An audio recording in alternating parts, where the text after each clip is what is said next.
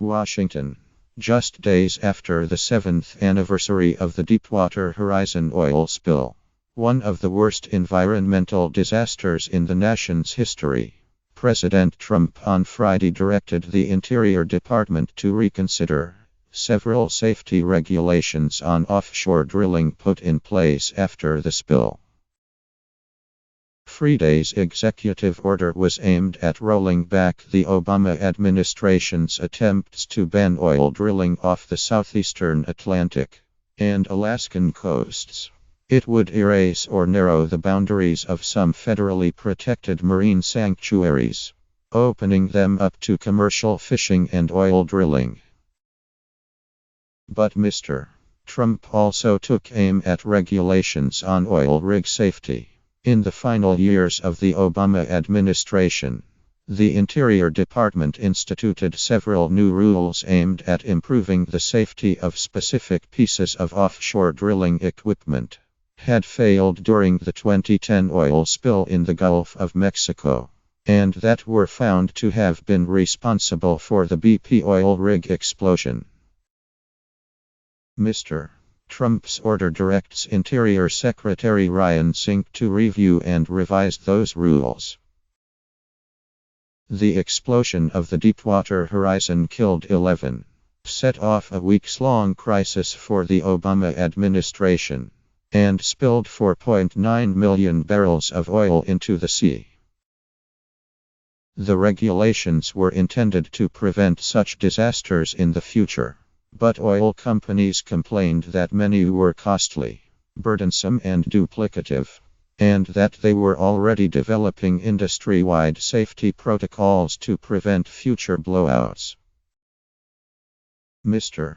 Trump espoused the company's view in a Friday morning signing ceremony in the White House's Roosevelt Room, named in part for Theodore Roosevelt, a president famed for his legacy of conserving the nation's natural resources.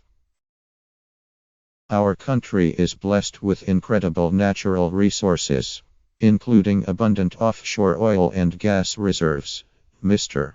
Trump said.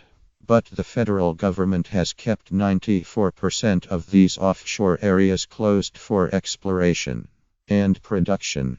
And when I say closed, I mean closed. He added, "This deprives our country of potentially thousands and thousands of jobs and billions of dollars in wealth.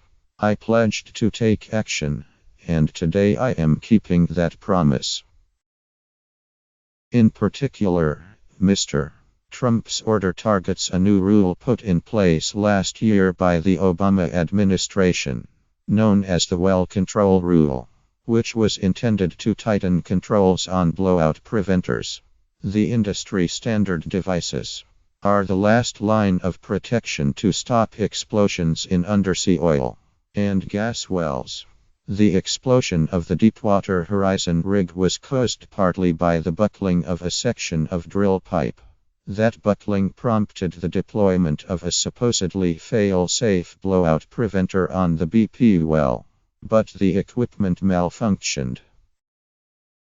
The Obama-era rule also added tougher requirements to the design of undersea wells and the lining that coats the wells. It also requires an outside organization to conduct annual assessments of the mechanical integrity of blowout preventers, including a requirement the equipment be maintained according to the manufacturer's original performance standards, and that it be subject as well to real-time underwater video monitoring. Environmentalists said they were shocked at Mr. Trump's move to reopen the safety regulation. The Well Control Rule is one of the single most important things we did as a nation to respond to the worst offshore oil disaster in our nation's history, and to reduce the risk of it ever happening again, said Bob Deans, a spokesman for the Natural Resources Defense Council, an advocacy group, and company author of the book In Deep Water, an investigation into the causes of the Deepwater Horizon disaster. The purpose of the rule is to reduce the risk in what is an inherently dangerous industrial operation at sea. Any attempt to walk back that rule will expose our workers, our waters, and our wildlife to increased risk.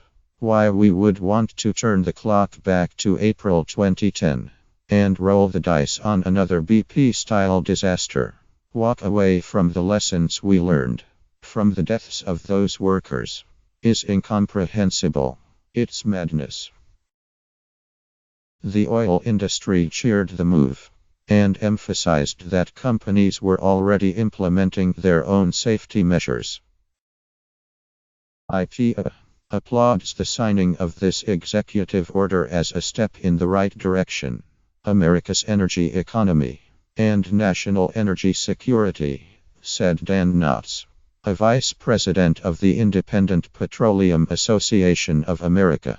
With a proven record of offshore production that can be done safely and responsibly, IPA has long advocated for increased access to our offshore resources to support economic development, American jobs, and expanded energy production here at home.